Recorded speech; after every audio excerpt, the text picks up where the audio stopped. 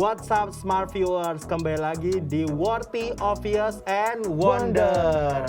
Nah kalau tadi Miss Kepo udah ngasih pertanyaan seputar gimana sih negara Belanda hidup bersama dengan air. Kali ini ada apa lagi sih yang sama Miss Kepo pengen kepoin? Pasti tentunya masih dalam seputar climate change. Jadi apa yang Miss Kepo tanyain, kita simak liputannya berikut ini. Hai Smart Viewers, saatnya ngepo bareng lagi nih sama Miss Kepo. Nah by the way Smart Viewers, tahu nggak? Katanya negara Jerman itu dikenal dengan sistem pengelolaan sampahnya loh. Katanya lagi nih Smart Viewers, sistem pemilahan sampah di Jerman itu terorganisir dengan sangat baik. Miss Kepo jadi penasaran deh, memang seperti apa sih sistem pengelolaan sampah di Jerman itu? Nah itu dia tadi yang ditanyain sama Miss Kepo nih. Kalau tadi Miss Kepo kan nanyain masih seputar Belanda. Nah sekarang masih negara yang sama nih Wahyu di Indonesia. Di Eropa juga, maksudnya di benua Eropa, yaitu negara Jerman. Miss Kepo itu pengen tahu gimana sih pengelolaan sampah di negara Jerman itu. Nah kita udah ngerangkum semuanya di sini nih. Untuk pembahasannya mari kita lihat. Oke, kita langsung masuk ke pembahasan yang pertama. Yaitu yang pertama adalah pembagian sampah yang sangat rinci. Nah, jadi di Jerman ini tuh sebenarnya sama seperti di Indonesia. Tempat sampah umum di Jerman itu ada banyak dan dibagi berdasarkan masing-masing jenis sampahnya. Cuman bedanya adalah tempat sampah di Jerman itu bukan hanya dibagi berdasarkan sampah organik dan anorganik saja, melainkan lebih terperinci lagi gitu. Lebih detail lagi, dan tempat-tempat sampah ini tuh dibedakan dengan warna-warnanya. Jadi kayak contohnya itu ada warna biru. Nah warna biru itu untuk kertas dan karton, tapi tidak termasuk untuk kemasan makanan. Jadi kayak karton bekas pizza, kentang gitu, goreng, nah itu tidak termasuk karena itu sisa makanan, dan sisa makanan itu bisa menjadi penghambat untuk proses daur ulang. Sedangkan untuk warna kuning, tempat sampah warna kuning itu untuk segala macam kemasan seperti aluminium, plastik, polystyrene, kaleng, dan Tetra Pak. Lalu bahan-bahan terbaik ini akan dikumpulkan dan untuk didaur ulang, dan sisanya itu dibakar untuk menghasilkan energi.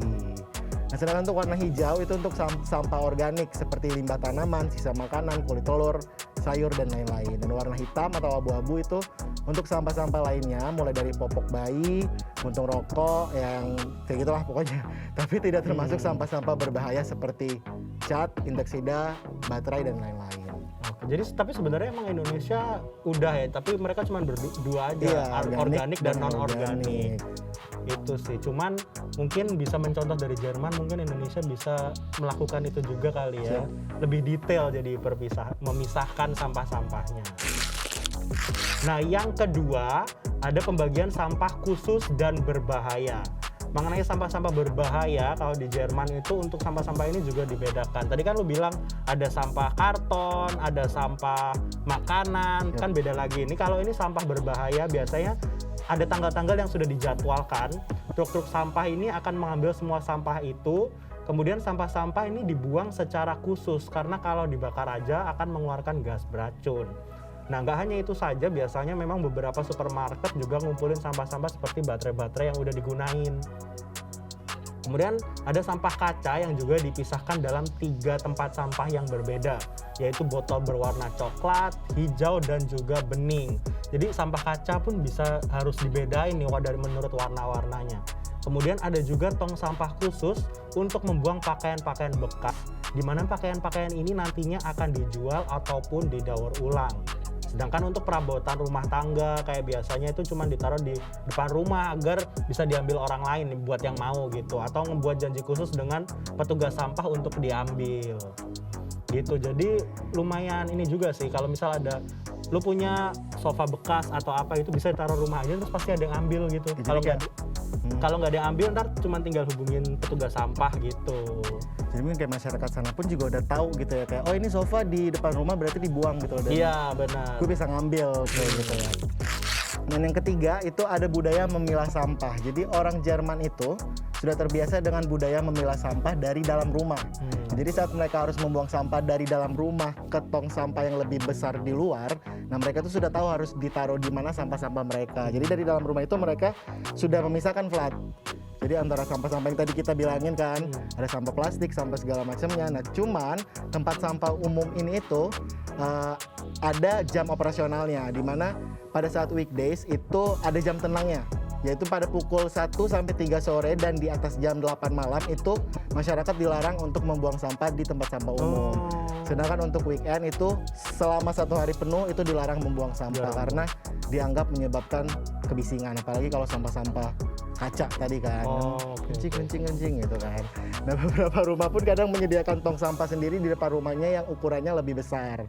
Nah, tempat sampah ini sendiri pun kadang digembok karena benar-benar khusus buat yang punya rumah.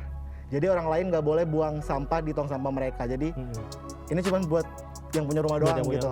Karena menyediakan tong sampah sendiri di depan rumah itu dikenakan biaya operasional yang cukup mahal kalau di Jerman. Nah, selain itu di Jerman juga dilarang menumpuk sampah terlalu banyak di tempat sampah. Jadi kan makanya kita kan kalau tong sampah di Indonesia terbuka untuk umum sering penuh gitu kan. Iya benar.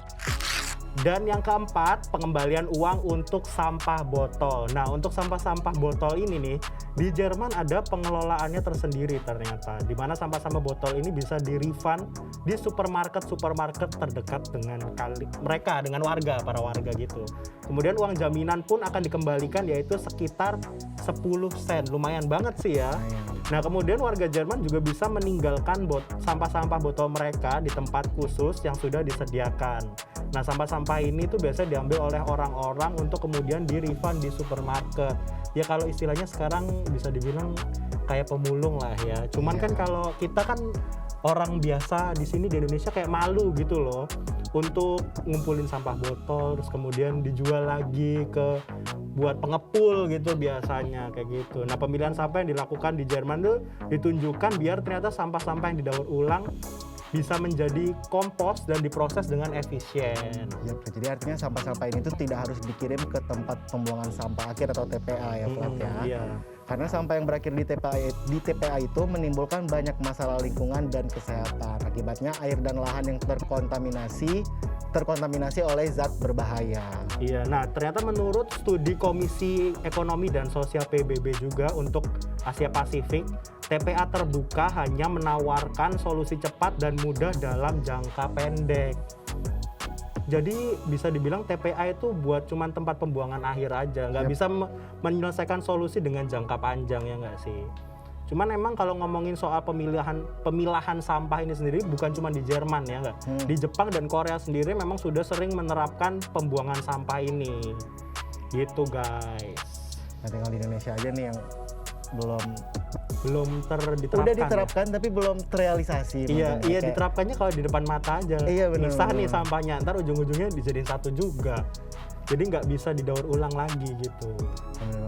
Nah, Smart Viewers, setelah yang satu ini, Miss Kepo masih ada satu pertanyaan lagi nih, Flat. Iya, masih banyak yang pertanyaan. Yang pastinya bakal, yang nggak kalah seru, yang nggak kalah menarik dari pertanyaan-pertanyaan dia sebelumnya.